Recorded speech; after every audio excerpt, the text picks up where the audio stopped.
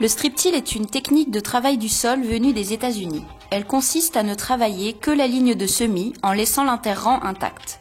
Équipés de cet outil depuis l'hiver, certains agriculteurs de l'Alpade ont décidé de tenter leur première expérience sur maïs conventionnel, soja bio et tournesol bio.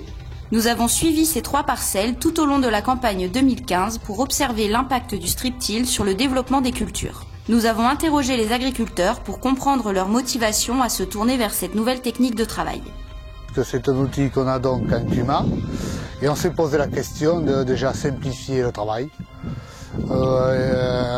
éliminer complètement la charrue, le système traditionnel je dirais, et donc étant bio, chercher à simplifier donc, le travail et on a opté pour le strip-till. Mes premières impressions sont très bonnes, simples d'utilisation. On prépare donc le terrain, on passe le strip-till et on sème. Il y a un gain déjà agronomique, à mon avis, par rapport au sol. Si on gagne en agronomie, par ce fait, on peut gagner en rendement. Alors, ce qui m'a poussé à voir ici le strip-till, c'est le gain de temps.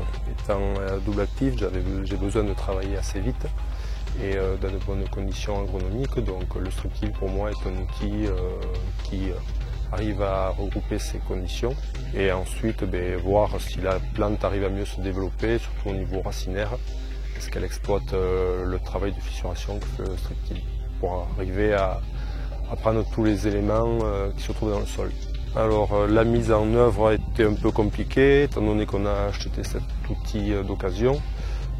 C'est moi qui l'ai mis en route le premier, donc bon, il y a eu quelques réglages à faire.